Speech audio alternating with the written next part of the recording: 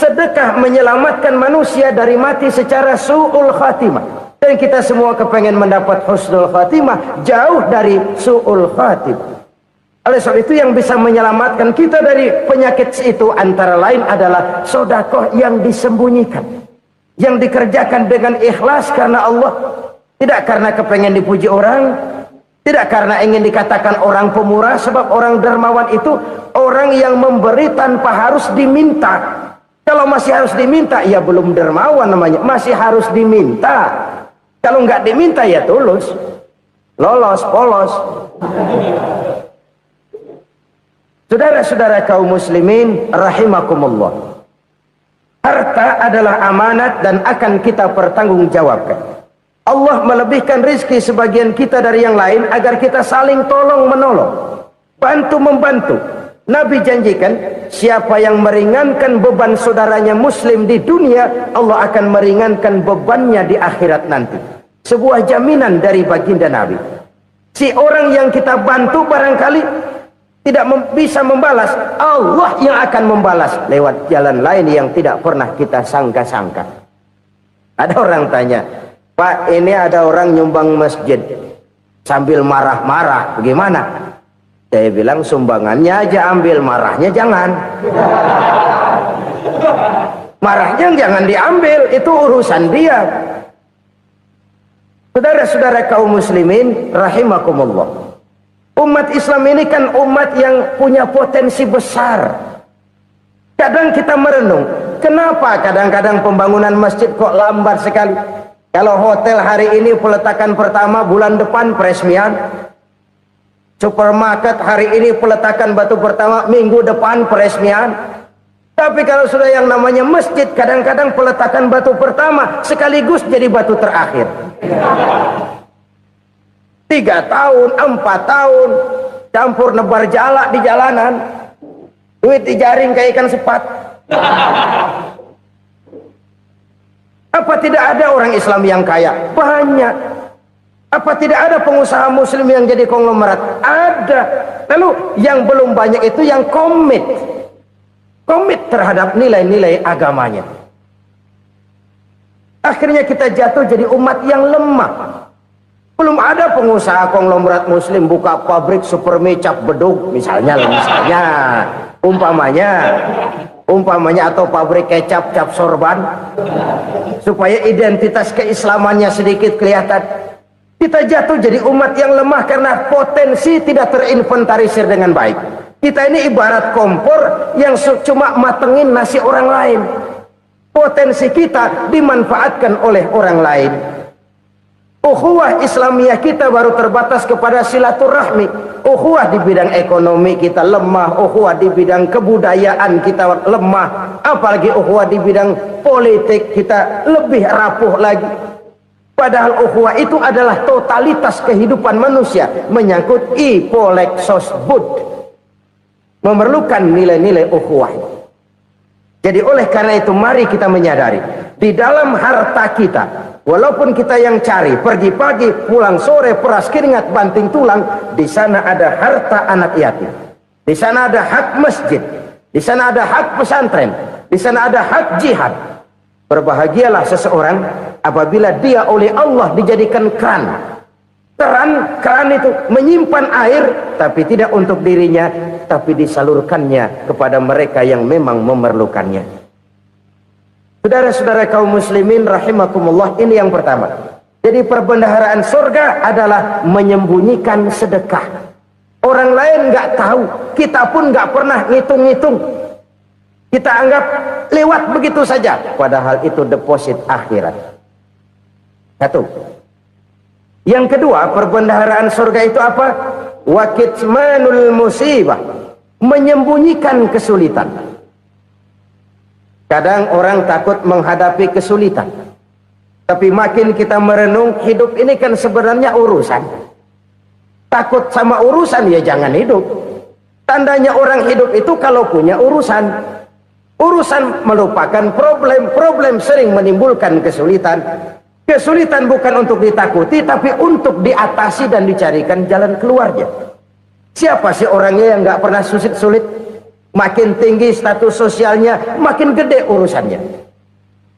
Makin tinggi kualitas imannya, makin berat tingkat kesulitannya. Cuma memang yang namanya enak itu seperti pelangi. Biang lala itu nggak pernah di atas kepala kita, di atas kepala orang melulu. Lu sih enak lu, kata kita. Dia juga bilang, yang enak kan lu. Pelangi itu nggak pernah di atas kepala kita. Kata tukang beca, aduh enak ya naik Mercy. Kata tukang beca, apa yang di dalam mobil Mercy? Aduh enak bener tukang beca, di jok ngeringkuk ngorok pules bener. Saya kamar pakai AC sejuk, tempat tidur sutra empuk, alga spring bed, kulak kulik nggak bisa pules kalau belum minum Valium, belum tidur. Enak bener tukang beca, di jok ngorok nggak tahu wetan kulon. Si tukang beca bilang yang di Mercy enak, yang di Mercy bilang tukang beca enak. Inilah enak, nggak pernah di atas kepala kita, di atas kepala orang lain melulu enak itu. Nah saudara-saudara, yang merupakan perbendaharaan surga itu orang yang bisa menyembunyikan kesulitan, baik pribadi ataupun rumah tangga. Nih terutama rumah tangga yang jadi soalnya. Kadang-kadang kita ini kalau senang, sebaliknya kalau senang kita diam, kalem aja, cuek. Banyak banget duit kita bawaan, diam aja udah, malah ketemu orang takut.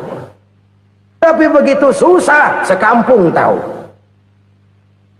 Padahal Nabi mengajarkan perbendaharaan surga itu menyembunyikan musibah, menyembunyikan kesulitan. Kalau enak cerita sama orang-orang, kalau nggak enak rasain sendiri, tekan sendiri, atasin sendiri. Kita kan sebaliknya, senang kita diam, asal lagi susah paling tidak kita nyari teman buat cerita kesusahan. Siapa orangnya yang nggak pernah susah? Cuma soalnya bagaimana kita mengatasi kesusahan itu sendiri. Begitu juga misalnya kalau orang sudah berumah tangga, itu orang tuanya harus menjadi tempat dia cerita yang enak-enak saja. Yang nggak enak rasain berdua, selesaikan berdua, atasin berdua. Jangan dibalik. Asal senang diam, giliran susah saja. Maknya laporan. Terbalik, bisa menjaga security informasi. Maka nama bayam keluar diam, malah seluitan. Enak amat lo makan daging ayam. Security informasi. Saudara-saudara kaum muslimin rahimakumullah, ujian yang terberat itu yang pernah diberikan kepada para nabi, para rasul, para aulia, para ulama. Makin tinggi keimanan, makin berat bentuk kesulitan. Ayo saya kemukakan satu contoh saja. Ada seorang nabi yang kaya, nabi kaya, namanya Nabi Ayub. Iblis kalau orang begini kan keki, ibadahnya rajin, kaya. Nah, yang kayak begini susah digodain. Kalau ibadahnya rajin, miskin, kali bisa disogok. Sini imannya mantap, ibadahnya rajin, kaya, nabi lagi. Oh, tapi namanya iblis nggak kurang akal. Laporan, Tuhan, kenapa Les? Ya ini bahasa saya, bahasa Qurannya sih nggak gitu. Itu hambamu yang namanya Ayub, dia rajin ibadah cuma karena dikasih kaya aja. Coba kasih miskin dia, berhenti dia sembahyang. Ah kamu bisa aja, saya tahu Ayub itu hambaku yang ikhlas. Saya buktiin Tuhan, silahkan. Dibuktiinlah, iblis turun ke alamin. Yang mula-mula dia lakukan, dia rusak sawah ladang Nabi Ayub, dia binasakan binatang ternak Nabi Ayub, sehingga dalam waktu singkat jatuhlah Nabi Ayub dari orang paling kaya jadi orang paling miskin. Beliau masih ibadah di mihrab dalam masjid, datang iblis. Saudara Ayub, ya lagi ngapain? Ibadah, nyembah Allah, nyembah Allah. Oh percuma. Kenapa? Tuhan yang ente sembah nih, dia udah bikin miskin ente. Sawah ladang ente hancur lebur, binatang ternak binasa. Sekarang ente jadi orang paling miskin. Ngapain nyembah Tuhan kayak begitu? Tekor. Udah berhenti dah ibadah, berhenti ibadah. Ini iblis sama Tuhan laporannya lain, yang dikerjakan kepada Nabi Ayub juga lain. Benar begitu iblis kata Nabi Ayub? Iya, sawah ladang saya habis buras, binatang ternak saya binasa, saya miskin, bangpak. Apa jawab Nabi Ayub? Bukan innalillahi, ya, ini hebat. Alhamdulillahillazi a'tani wa akhadha minni. Segala puji bagi Allah yang telah memberikan harta kepada saya dan sekarang mengambilnya lagi. Alhamdulillah. Allah yang ngasih, Allah yang ambil. Itu mah urusan Allah. Iblis cuman ibadah jalan terus, sujud lagi Nabi Ayub.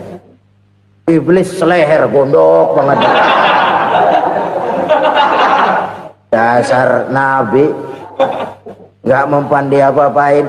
Miskin malah alhamdulillah. Allah yang ngasih, Allah yang ambil. Jadi kalau kita tidak komit, kita tidak terikat kepada kaya, miskin, senang, susah, apa yang bisa bikin kita susah? Jadikan kekayaan, kemiskinan, jadikan senang, susah sebagai anak buah yang bisa kita atur. Jangan kekayaan ngatur kita, jangan kemiskinan ngatur kita. Kita yang harus mengatur mereka. Senang, susah, kaya, miskin, bahagia, sengsara, jadikan itu anak buah yang bisa kita atur. Kalau sekarang kita kaya, lain saat boleh jadi kita miskin, semiskin-miskinnya. Allah yang ngasih, Allah yang ambil. Tenaga mana yang bisa menghalangi? Ibadah jalan terus. Iblis makin gondok. Dasar Nabi loh. Akhirnya apa? Nabi Ayub dikerjain, diberikan penyakit. Demikian fatal penyakitnya. Bayangin, udah miskin sakit. Masya Allah. Miskin sakit. Sakitnya nggak lama, kira-kira 16 tahun. Istrinya 3, 2 mental minta ceraiin. Ngerawatin laki bengek begini. Senang belum tentu, susah udah pasti nih. Cerai aja, cerai dah. Cerai. Tinggal satu Siti Rahmah yang setia menemani beliau. Sesetia-setianya hati perempuan. Satu saat Siti Rahmah bilang, "Bang, iya, abang kan Nabi, Bang. Lalu, namanya Nabi kan doanya jarang meleset, Bang. Maksud kamu minta kenapa sih sama Tuhan biar abang sembuh baik dah, Bang?" Siti Rahmah, "Iya. Saya sakit berapa tahun sih dah?" 16 tahun, Bang. "Sebelum ini saya sehat berapa tahun?" "Ya kira-kira 60 tahun, Bang." "Nah, coba ente banding-bandingin, Rahmah. Saya dikasih sehat 60 tahun, dikasih sakit 16 tahun. Sudah nggak sabar mau doa kepada Allah minta sembuh. Saya malu kepada Allah. Diuji dengan yang luar biasa seperti ini, tidak mengganggu stabilitas kehambaannya. Dia tetap menghamba kepada Allah Subhanahu wa ta'ala." Saudara-saudara kaum muslimin rahimakumullah, kunci menghadapi kesulitan itu apa? Allah jelaskan dalam satu ayat, "Wa basyiris sabirin alladzina iza asabathum musibah qalu inna lillahi wa inna ilaihi raji'un." Gembirakan orang-orang yang sabar. Siapa mereka itu? Yang apabila mendapat musibah mereka kembali kepada keyakinan dasar, segalanya dari Allah dan segalanya akan kembali kepada Allah. Ini konsepsi dasar dari sikap muslim dalam menghadapi berbagai kesulitan. Segalanya dari Allah, segalanya akan kembali kepada Allah. Kalau ini sudah kondisi dasarnya, maka kita akan lapang menghadapi kenyataan bagaimanapun pahitnya. Apakah itu namanya miskin, apakah itu namanya sakit, bahkan maut sekalipun. Segalanya dari Allah, segalanya akan kembali kepada Allah. Ini sikap hidup, bukan sekedar ucapan. Kita kadang-kadang menjadikannya sebagai ucapan. Mulutnya sih nggak berhenti, innalillahi wa inna ilaihi raji'un, tapi nangisnya terus gerung-gerungan. Bukan itu, ini kesadaran moral. Kalau segalanya dari Allah, segalanya kembali kepada Allah, kan sebenarnya cuma nunggu giliran. Hari ini saya nyembayangin dia, entah hari apa saya disembayangin orang. Hari ini saya antar dia ke kubur, entah hari apa orang nganterin saya ke kubur. Hari ini saya tahlilkan dia, entah nanti kapan orang tahlilkan saya. Segalanya dari Allah, segalanya akan kembali juga kepada Allah. Oleh sebab itu saudara-saudara, kesulitan bukan untuk ditakuti, kesulitan justru untuk diatasi, dicarikan jalan keluarnya. Dan tidak ada orang yang tidak pernah mendapat kesulitan, tidak ada. Semakin tinggi status sosial, semakin tinggi kualitas keimanan, semakin besar juga tingkat kesulitan.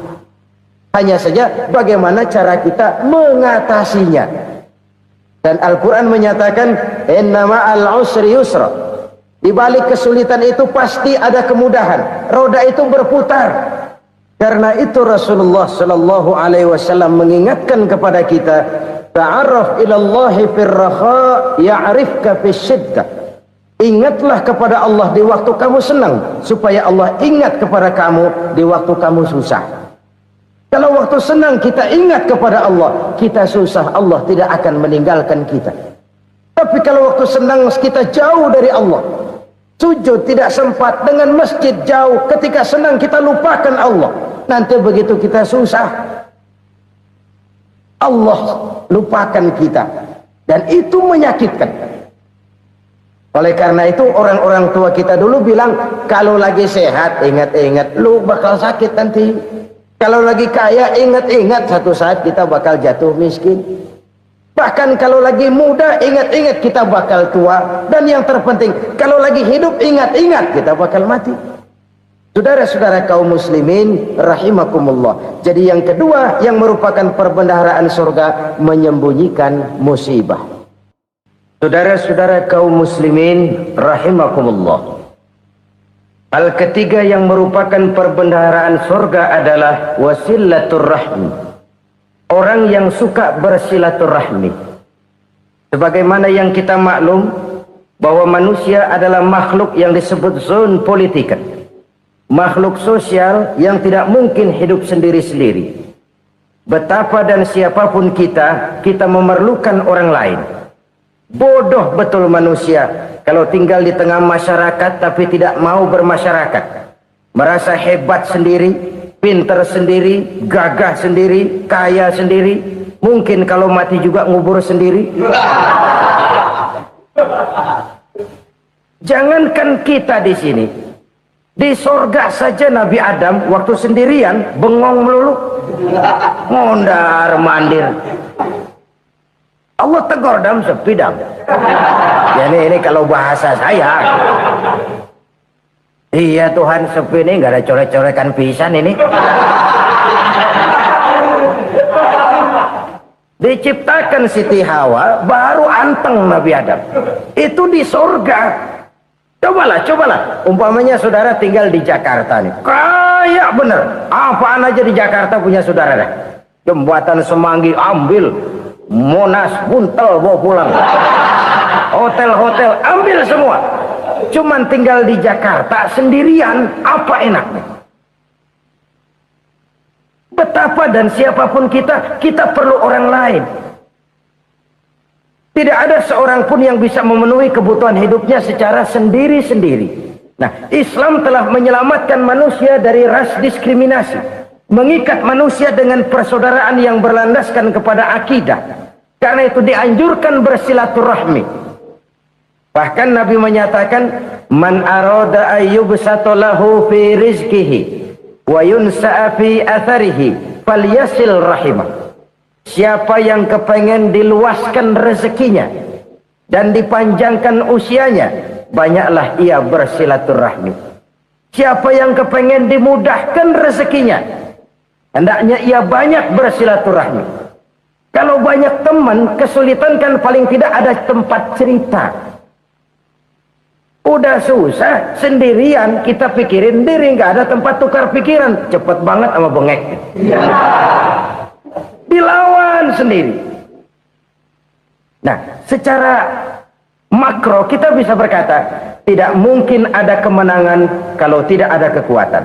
Tidak ada kekuatan kalau tidak ada kesatuan dan persatuan. Tidak mungkin ada kesatuan dan persatuan tanpa semangat silaturahmi. Kalau umat Islam mau menang, dia harus kuat. Kalau umat Islam mau kuat, dia harus bersatu. Kalau umat Islam mau bersatu, dia harus membudayakan silaturahmi ini. Bahkan sampai-sampai kata Nabi, kalau bisa cari nilai tambah. Apa? Silman qata'ak.